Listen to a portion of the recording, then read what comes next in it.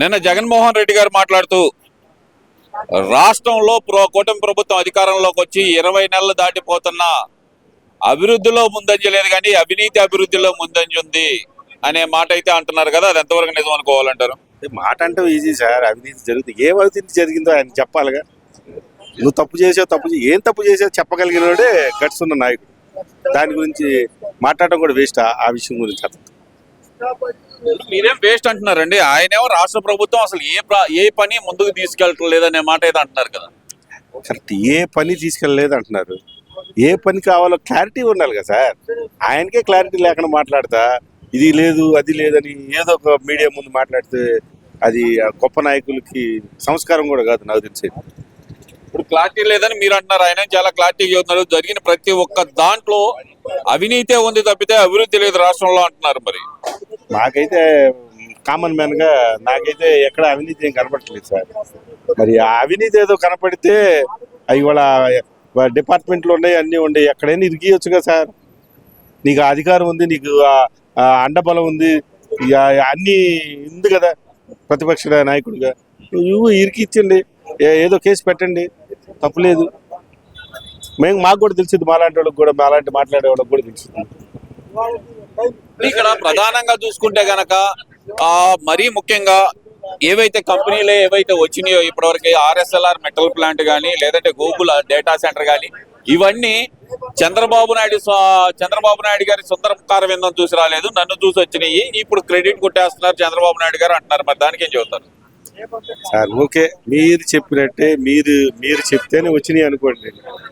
ఎవరు మరి మీ 5 సంవత్సరాలు మీరు గవర్నమెంట్ లో చేశారు కదా సార్. ఏ కంపెనీ మరి మీరు శంకుస్థాపన చేయటమో ప్రారంభించడమో లేదా అట్లీస్ట్ వాళ్ళని చేయటమో చేయలేదు కదా. సరే, మీరు ప్రపోజల్ పెట్టారు, వచ్చినాయి అనుకుందాం సార్. మీరు ఇప్పుడు దీన్ని అబ్జెక్షన్ పెట్టకుండా ఉండండి. ఎవరైంది, ఒక మంచి పని జరుగుతుంటే అందరం ప్రోత్సహిద్దాం. ఏవైనా అవినీతి జరిగితే మీరు తప్పు లేదు పట్టుకోండి, గల్లా పట్టుకోండి.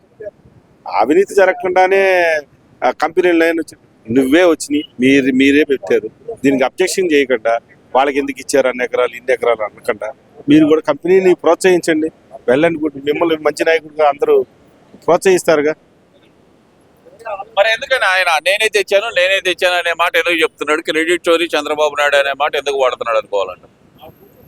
ఆయన ప్రతిపక్ష నాయకుడిగా ఏదో ఒకటి మాట్లాడాలి కదా సార్. ప్రతిపక్ష నాయకుడిగా మాట్లాడాలి కాబట్టి మాట్లాడుతున్నారు అంతే. జనాలందరూ అట్లా అనుకుంటున్నారు, నేనైతే అంతే అనుకుంటున్నాను. ఏదైతే మాట్లాడాలో అదే మాట్లాడుకుంటున్నాడు అంతే మనకి. సరే, ఇక్కడ ఇంకో విషయానికి కూడా వస్తే కనుక పవన్ కళ్యాణ్ అనే వ్యక్తి పని తక్కువ ఫోజులు ఎక్కువ అనే మాట కూడా ఆయన నోటెమ్మటి నుంచి వచ్చిన పరిస్థితి, ఎలా చూడాలంటారు మరి దాన్ని? ఏమండి, ముఖ్యమంత్రిగా మీకు ఒక స్థాయి ఉంది, స్థాయి తగ్గించి మాట్లాడమని. ఒక డిప్యూటీ సీఎంని మీరు అట్లా మాట్లాడటం ఎంత దారుణం అంటే అంత దారుణం. మిమ్మల్ని ఏ రోజైనా జగన్మోహన్ రెడ్డి గారు మిమ్మల్ని ఏ రోజైనా పవన్ కళ్యాణ్ తూచా ఏకవచనంతో మిమ్మల్ని మాట్లాడాలి. ఫస్ట్ అది గమనించండి. నెక్స్ట్, మీరు ఏది పట్టుకొని అతను మీరు అంటున్నారు అందరి నాయకులను అన్నట్టు ఏది ఎట్ట పడితే అట్లా పవన్ కళ్యాణ్ అంటే ప్రజలు మిమ్మల్ని క్షమించరు, అది గమనించండి. అర్థమైందా? చేసే నాయకుడిని కూడా మీరు చెడగొడితే మీరు చాలా ఇబ్బంది పడతారు. ఏదో ఒక నాయకుడు చేస్తున్నాడని ప్రోత్సహించాలి. ఇప్పుడే మీకు చెప్పారు, గతంలో నేనే కంపెనీలు తెచ్చినారు, వెళ్ళండి గుడ్, మీరు ప్రోత్సహించండి. ఈ గవర్నమెంట్లో ఎవరు వచ్చినా ప్రోత్సహించండి. అంతలే ఏదో ఒకటి బురద జల్లాలా, వీళ్ళ కూటమి ప్రభుత్వాన్ని విచ్ఛిన్నం చేయాలనే మనసత్వం వద్దు. మీ ప్రజెంటేషన్ మీరు ఇవ్వండి, అంతేగాని పవన్ కళ్యాణ్ అనే అర్హత కూడా లేదు మీకు మమ్మల్ని అడిగితే. అర్థమైందా? అది గుర్తించుకోండి. అంటే ఎందుకని అంటారు మరి? ప్రత్యేకించి వైసీపీలోని ప్రతి నాయకుడు పవన్ కళ్యాణ్ గారిని టార్గెట్ చేయడం వెనక మన ఉన్న రహస్యం ఏమనుకోవచ్చు అంటారు? వాళ్ళ టార్గెట్ ఏంటంటే పవన్ కళ్యాణ్ ఎట్టగొట్ట రెచ్చగొట్టి వాడిని అతన్ని కూటమిలోంచి బయటకు పడేస్తే 3 చీలిపోతాయి కదా. ఎట్లా కొట్ట ఏదో ఒక లబ్ధి పొంది మేము గవర్నమెంట్లో రావాలని ఏ నాయకుడైనా చూస్తాడు. ప్రతిపక్ష నాయకుడు కాబట్టి అతని ప్రయత్నం అతను చేస్తున్నాడు, అసలు అందులో తప్పే లేదు. ఇప్పుడు 263 సీట్లకి మళ్ళీ అసెంబ్లీ స్థానాల పెంపు, 38 స్థానాలకి పార్లమెంట్ స్థానాల పెంపు. ఈ 263 సీట్లలో 3 సంవత్సరాల్లో మనమే ఉంటాం అనేది జగన్మోహన్ రెడ్డి గారు చాలా కాన్ఫిడెంట్ గా చెప్తున్న మాట, ఎలా చూడాలంటారు? ఓకే సార్, అంత కాన్ఫిడెన్స్ ఉండటం ప్రతిపక్ష నాయకుడిగా నీ అధికారం, నీ తృప్తి, తప్పే లేదు. ట్రై చేయండి, మీరు మంచిగా ముందుకెళ్ళండి. విమర్శించడాలు తగ్గించండి. పవన్ కళ్యాణ్ని, చంద్రబాబుని విమర్శించడం వల్ల మీకే ఓట్లు పెరగవు.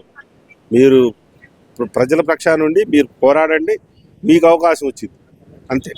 ఇప్పుడు సంవత్సరంన్నరలో బయటకు వస్తాను, నేను పాదయాత్ర మొదలు పెడతాను.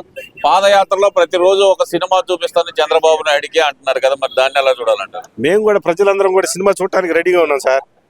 మేము ఇప్పుడు దురంధర్ సినిమా 4 గంటలు కూర్చొని చూసాం. అట్లానే నీ సినిమా కూడా చూద్దామని ఉన్నాం.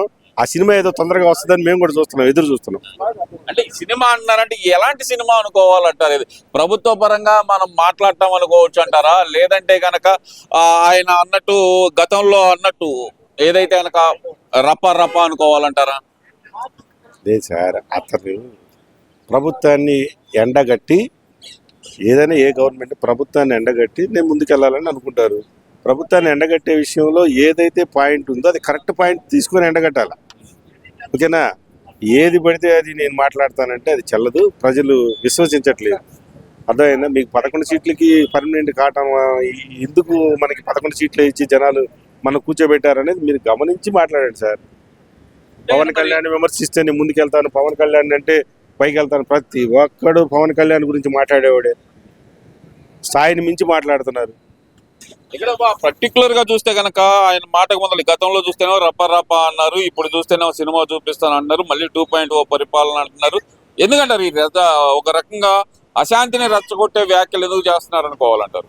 5 సంవత్సరాలు అద్భుతంగా పాలన చేసి ఉంటే 11 సీట్లకి ఎవరు పరిమితం చేయరు. First point. నెక్స్ట్, అతను ప్రయత్నం చేయడంలో తప్పేమని లేదు సార్ కదా సార్. ప్రతిపక్ష నాయుడుగా నెక్స్ట్ ఎలక్షన్లో గెలవాలి. మనం ఎట్లయినా ఏదైనా ఏది చేసైనా మనం ముందుకెళ్ళాలి. వెళ్ళండి, గుడ్. మీ ప్రయత్నం మీరు చేయండి, ప్రజల్లో మీ విశ్వాసం పెంపొందించుకోండి, ప్రజల్లో మీరు బాగా తిరిగి ప్రజల్లో మమేకమై సమస్యలను బయటికి తీసుకురండి. మాకు కూడా సంతోషమే. అంతేగాని ఇలాంటి వ్యాఖ్యలు మరి ఖండించాలంటారా, ఖండించకూడదు? పూర్తిగా ఇలాంటి వ్యాఖ్యలు ఖండించండి సార్. ఇప్పటికైనా పూర్తిగా మీరు ప్రతిపక్ష నాయకుడిని విమర్శించండి, కానీ కరెక్ట్ పాయింట్ మీద విమర్శించండి.